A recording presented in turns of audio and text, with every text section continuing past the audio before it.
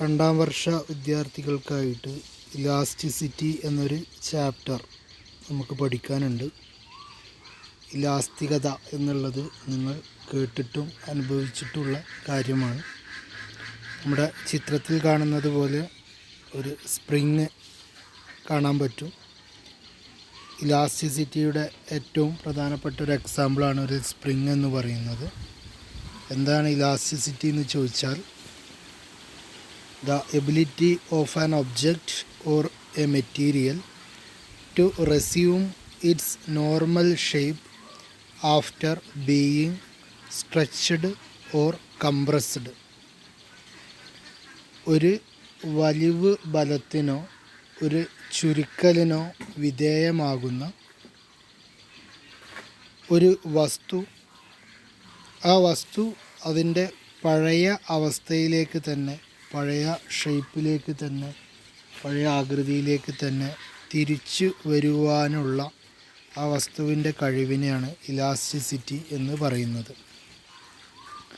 ഈ ചിത്രത്തിൽ കാണുന്നത് പോലെ ഒരു റബ്ബർ ബാൻഡ്, ആ ഒരു റബ്ബർ ബാൻഡ് എടുത്തിട്ട് നമ്മുടെ രണ്ട് വിരലുകൾ ഉപയോഗിച്ച് അതിൻ്റെ വലുപ്പത്തിൽ മാറ്റം വരുത്തുവാൻ സാധിക്കും.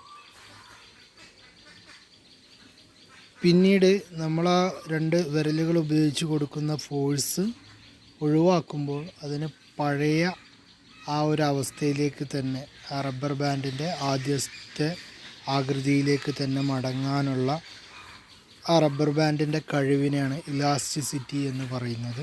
അത്തരത്തിൽ കഴിവുള്ള എല്ലാ വസ്തുക്കളെയും ഇലാസ്റ്റിക് മെറ്റീരിയൽസ് എന്നുള്ളത് പറയും. ഈ ആദ്യം കാണിച്ചിട്ടുള്ള സ്പ്രിങ്ങിൻ്റെയും അവസ്ഥ അത് തന്നെയാണ്.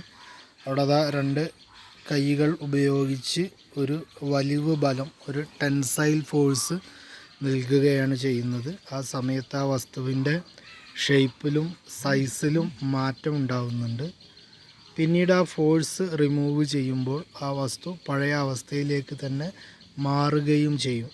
ആ കഴിവാണ് ഇലാസ്റ്റിസിറ്റി എന്ന് പറയുന്നത്. Elastic material. The elastic materials are those materials that have the ability to resist a distorting or deforming influence of force and then return to their original shape and size when the same force is removed. പറഞ്ഞത് ശ്രദ്ധിച്ച് മനസ്സിലാക്കുക. എന്താണ് elastic material എന്നുള്ളതാണ്. പുറമേ നിന്നൊരു force ലഭിക്കുമ്പോൾ ആ വസ്തുവിൻ്റെ ഷേപ്പും സൈസും അതിൻ്റെ ആകൃതിയും അളവിലും മാറ്റം വരികയും പിന്നീട് ആ പുറമേ നിന്നുള്ള ഫോഴ്സ് റിമൂവ് ചെയ്യുമ്പോൾ, ഒഴിവാക്കുമ്പോൾ പഴയ അതേ ഷേപ്പിലേക്കും സൈസിലേക്കും മാറുവാൻ കഴിയുന്ന വസ്തുക്കളെയാണ് ഇലാസ്റ്റിക് മെറ്റീരിയൽ എന്നതുകൊണ്ട് പറയുന്നത്. ഓക്കെ, പുറമേ നിന്ന് ഫോഴ്സ് ലഭിക്കുമ്പോൾ ഷേപ്പോ സൈസൊക്കെ മാറുന്നു. ആ ഫോഴ്സ് റിമൂവ് ചെയ്യുമ്പോൾ പഴയ അവസ്ഥയിലേക്ക് തന്നെ മാറുകയും ചെയ്യുന്ന വസ്തുക്കളെയാണ് ഇലാസ്റ്റിക് മെറ്റീരിയൽ എന്ന് പറയുന്നത്. Linear elasticity is widely used in the design and analysis of structures such as beams, plates and sheets. Elastic materials are of great importance to society since many of them are used to make clothes, tires, automotive spare parts etc.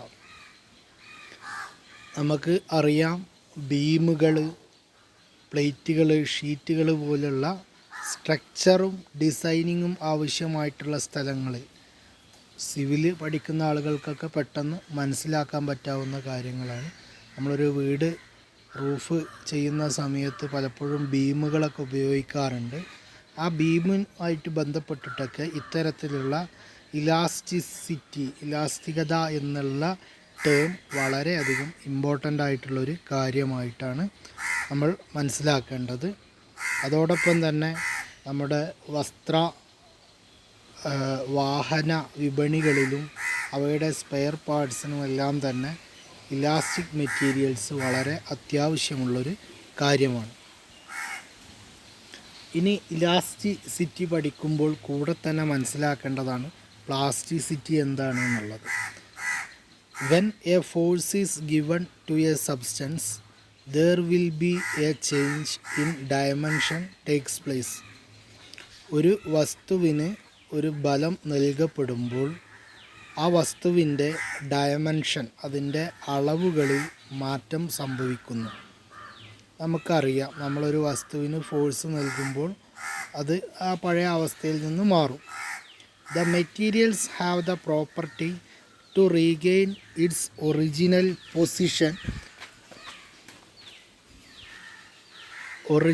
dimension when removing the external force is known as elastic materials, and this property is termed as elasticity.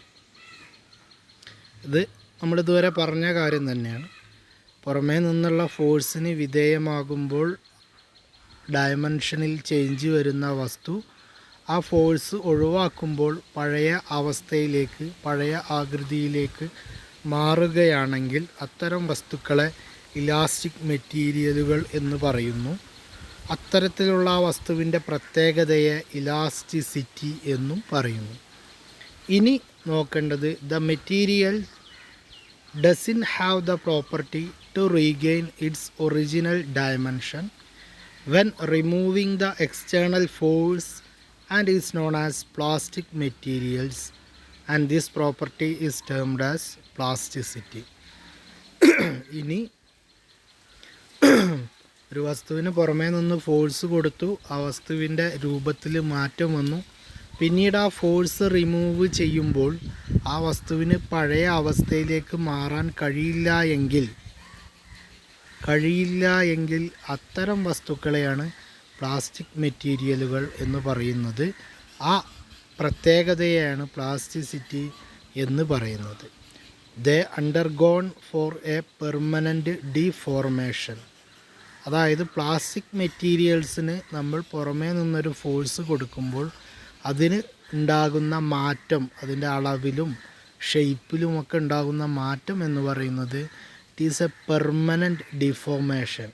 അത് സ്ഥിരമായിട്ട് ആ ഒരു മാറ്റം ആ വസ്തുവിന് സംഭവിക്കും. അതിന് പഴയ അവസ്ഥയിലേക്ക് തിരിച്ചു പോകുവാൻ സാധ്യമല്ല എന്നുള്ളതാണ് പറഞ്ഞത്. ഇനി characteristics of elastic materials. When an elastic material is deformed with an external force, it experiences an internal resistance to the deformation and restores it to its original state if the external force is no longer applied. പറഞ്ഞത്, ഒരു വസ്തുവിന് പുറമേ നിന്നുള്ള ഫോഴ്സിന് വിധേയമാകുമ്പോൾ, പുറമേ നിന്നുള്ള ബലത്തിന് വിധേയമാകുമ്പോൾ, അത് ടെൻസൈൽ ഫോഴ്സ് ആകാം, കംപ്രസീവ് ഫോഴ്സ് ആകാം. ഒരു വസ്തുവിനെ രണ്ട് ഭാഗത്തു നിന്നും പുറത്തേക്ക് പിടിച്ച് വലിക്കുകയാണെങ്കിൽ അത് ടെൻസൈൽ ഫോഴ്സാണ്. തിരിച്ച് ഒരു വസ്തുവിനെ രണ്ട് ഭാഗത്തു നിന്നും അതിനകത്തേക്ക് അമർത്തുകയാണെങ്കിൽ അത് കംപ്രസീവ് ഫോഴ്സാണ്. എന്തായിരുന്നാലും it experiences an internal resistance to the deformation. ഇങ്ങനെ പുറമേ നിന്ന് ഫോഴ്സിന് വിധേയമാകുമ്പോൾ ആ വസ്തുവിൻ്റെ അകത്ത് നിന്ന് തന്നെ ആ വസ്തു സ്വയം, ആ വസ്തുവിൻ്റെ ഷെയ്പ്പും സൈസും മാറാതിരിക്കുവാനായിട്ട് ഒരു ഫോഴ്സ്, ഇൻറ്റേർണൽ റെസിസ്റ്റൻസ്, ഒരു പ്രതിരോധം തീർക്കുന്നുണ്ട് ആ വസ്തു. പുറമേ നിന്ന് ഉള്ള ആൾ, നമ്മളൊരാൾ ആ ഒരു വസ്തുവിലേക്ക് പുറമേ നിന്ന് വലിക്കുക എന്നുള്ളൊരു ഫോഴ്സാണ് കൊടുക്കുന്നതെങ്കിൽ വലിയാതിരിക്കുക എന്നുള്ള രൂപത്തിൽ ആ വസ്തു സ്വയം ഒരു ഇൻറ്റേർണൽ റെസിസ്റ്റൻസ് രൂപപ്പെടുത്തുന്നുണ്ട്. അതാണ് ആ വസ്തുവിൻ്റെ, നമ്മൾ പുറമേ നിന്നുള്ള ഫോഴ്സ് ഒഴിവാക്കുമ്പോൾ ആ വസ്തു സ്വയം ഉണ്ടാക്കിയ പ്രതിരോധം, ഒരു ഫോഴ്സ് ഉണ്ട്. ആ ഫോഴ്സാണ് ആ വസ്തുവിനെ പഴയ ഷേപ്പിലും സൈസിലും ആക്കി മാറ്റുന്നത്. ഓക്കെ, നമ്മൾ കൊടുക്കുന്ന ഫോഴ്സിനനുസരിച്ച് ആ വസ്തുവിന് ഡിഫോർമേഷൻ സംഭവിക്കുന്നുണ്ടെങ്കിലും നമ്മൾ കൊടുക്കുന്ന ഫോഴ്സ് ഒഴിവാക്കപ്പെടുമ്പോൾ ആ വസ്തു സ്വയം ഉണ്ടാക്കിയ പ്രതിരോധം, സ്വയം ഉണ്ടാക്കിയ റെസിസ്റ്റൻസ് മൂലമാണ് ആ വസ്തു പഴയ അവസ്ഥയിലേക്ക് തന്നെ എത്തിച്ചേരുന്നത്. To certain extent, most solid materials exhibit elastic behavior, but there is a limit of the magnitude of the force and the accompanying deformation within this elastic recovery. അതായത് നമ്മൾ കൊടുക്കുന്ന ഫോഴ്സിനനുസരിച്ച് ആ വസ്തു ഉണ്ടാക്കുന്ന റെസിസ്റ്റീവ് ഫോഴ്സ്, അതിന് ഒരു കണക്കുണ്ട്. ഒരു വസ്തുവിന് ഉണ്ടാക്കാൻ പറ്റാവുന്നതിന് ഒരു ലിമിറ്റുണ്ട്. അതിനപ്പുറം കഴിഞ്ഞാൽ ആ വസ്തു പെർമനൻ്റ് ഡിഫോർമേഷന് അഥവാ ആ വസ്തുവിൻ്റെ പഴയ ഷേപ്പിലേക്ക് അതിന് പിന്നീട് തിരിച്ച് പോകാൻ പറ്റാത്ത വിധം ആ വസ്തു ഡിഫോമായി മാറും എന്നുള്ളതാണ് നമ്മൾ മനസ്സിലാക്കേണ്ടത്. ഇനി ഇലാസ്റ്റിക് ലിമിറ്റ് എന്ന് പറയുന്ന ഒരു ടേമാണ്. It is the greatest force or tension per unit area of a solid material that can withstand permanent deformation. അതായത് നമ്മൾ പറഞ്ഞു, നമ്മൾ പുറമേ നിന്ന് കൊടുക്കുന്ന ഫോഴ്സിനനുസരിച്ച് ആ വസ്തു അതിനെ പ്രതിരോധിക്കുവാൻ വേണ്ടി മറ്റൊരു ഫോഴ്സ് ആ വസ്തു സ്വയം ഉണ്ടാക്കുന്നുണ്ട്. അതുള്ളത് കൊണ്ടാണ് നമ്മൾ കൊടുക്കുന്ന ഫോഴ്സ് ഒഴിവാക്കപ്പെടുമ്പോൾ ആ വസ്തുവിന് പഴയ അവസ്ഥയിലേക്ക് മാറാൻ പറ്റുന്നത് എന്ന് നമ്മൾ പറഞ്ഞു. ഇനി ഇങ്ങനെ ഉണ്ടാക്കപ്പെടുന്ന ഫോഴ്സിന് ഒരു പരിധിയുണ്ട്. അത് കഴിഞ്ഞാൽ ആ വസ്തു പെർമനൻറ്റ് ഡിഫോർമേഷന് വിധേയമാകും എന്നുള്ളതും പറഞ്ഞു. അപ്പോൾ ഒരു വസ്തുവിന്, ഒരു സോളിഡ് മെറ്റീരിയലിന് ഉണ്ടാക്കാൻ പറ്റാവുന്ന മാക്സിമം ഈ റെസിസ്റ്റീവ് ഫോഴ്സിനെ, എന്തിനു വേണ്ടിയിട്ടുള്ള, പുറമേ നിന്നുള്ള ഫോഴ്സിനെ പ്രതിരോധിക്കുവാനായി ആ വസ്തുവിൻ്റെ ഷേപ്പും സൈസും പഴയ അവസ്ഥയിൽ തന്നെ നിലനിർത്തുവാനായി ആ വസ്തു സ്വയം ഉണ്ടാക്കുന്ന റെസിസ്റ്റീവ് ഫോഴ്സ്, അതിനൊരു ലിമിറ്റുണ്ട്, ഒരു പരിധിയുണ്ട്, ഒരു മാക്സിമം ലിമിറ്റുണ്ട്. ആ ലിമിറ്റിനെയാണ് ഇലാസ്റ്റിക് ലിമിറ്റ് എന്ന് പറയുന്നത്. ആ ലിമിറ്റിന് അപ്പുറം നമ്മൾ പുറമേ നിന്നുള്ള ഫോഴ്സ് കൊടുത്തു കഴിഞ്ഞാൽ ഏത് ഇലാസ്റ്റിക് മെറ്റീരിയലും അതിൻ്റെ ഇലാസ്റ്റിസിറ്റി നഷ്ടപ്പെട്ട് ആ വസ്തു ഒരു പ്ലാസ്റ്റിക് മെറ്റീരിയൽ രൂപത്തിലേക്ക് മാറും. നമുക്കറിയുന്നത് പോലെ ഒരു സ്പ്രിങ്, ആ സ്പ്രിങ് എടുത്തിട്ട് നമ്മൾ ഒരു തരത്തിലൊക്കെ വലിച്ചു കഴിഞ്ഞാലും ആ വസ്തു സ്പ്രിങ് പഴയ അവസ്ഥയിലേക്ക് തന്നെ മാറും. അതേസമയം നമ്മൾ ആ സ്പ്രിങ്ങിനെ അതിശക്തമായ ബലം കൊടുത്ത് വലിച്ചു കഴിഞ്ഞാൽ ആ സ്പ്രിങ്ങിന് പിന്നീട് പഴയ അവസ്ഥയിലേക്ക് മാറാൻ സാധ്യമല്ലാത്ത വിധം അതിന് പെർമനൻ്റ് ആയിട്ടുള്ള ഒരു ഡിഫോർമേഷൻ സംഭവിക്കും. The elasticity limit marks the end of their elastic behaviour and the beginning of their plastic behaviour. Elastic ലിമിറ്റിന് ഒരു പരിധി എന്ന് പറഞ്ഞല്ലോ, ഇലാസ്റ്റിക് ലിമിറ്റ്. ആ ഇലാസ്റ്റിക് ലിമിറ്റ് വരെയാണ് ആ ഒരു വസ്തു ഇലാസ്റ്റിസിറ്റി എന്ന് പറയുന്ന കാര്യം കൊണ്ട് നടക്കുന്നത്. അതിനുശേഷം അത് പ്ലാസ്റ്റിക് ബിഹേവിയറിലേക്ക്, പ്ലാസ്റ്റിക് മെറ്റീരിയൽസിൻ്റെ സ്വഭാവ സവിശേഷതകളിലേക്ക് ആ വസ്തു മാറും. For weaker materials results in its fracture. അധികം ബലമൊന്നുമില്ലാത്ത വസ്തുവാണെങ്കിൽ ഇത്തരത്തിൽ പുറമേ നിന്നുള്ള ഫോഴ്സ് അമിതമായി പ്രയോഗിച്ചു കഴിഞ്ഞാൽ ആ വസ്തു ഫ്രാക്ചർ ആയി മാറും. അതായത് അത് പൊട്ടി തകരുന്ന ഒരവസ്ഥയിലേക്ക് മാറും. The elastic limits depends on the type of solid considered. ഓരോ വസ്തുക്കൾക്കും, നമ്മൾ പരിഗണിക്കുന്ന ഓരോ വസ്തുക്കൾക്കനുസരിച്ചും ഇലാസ്റ്റിക് ലിമിറ്റ് മാറിക്കൊണ്ടേ ഇരിക്കും. For example, a metal bar can be extended elastically up to 1% of its original length. ഒരു മെറ്റൽ, ഒരു ലോഹത്തിൻ്റെ തകിടാണെങ്കിൽ അതിനെ നമുക്ക് അതിൻ്റെ യഥാർത്ഥ നീളത്തിനേക്കാളും 1% അതിൻ്റെ ഒറിജിനൽ ഷേപ്പിൽ നിന്ന് മാറ്റം വരുത്തുവാൻ സാധ്യമാവുകയുള്ളൂ.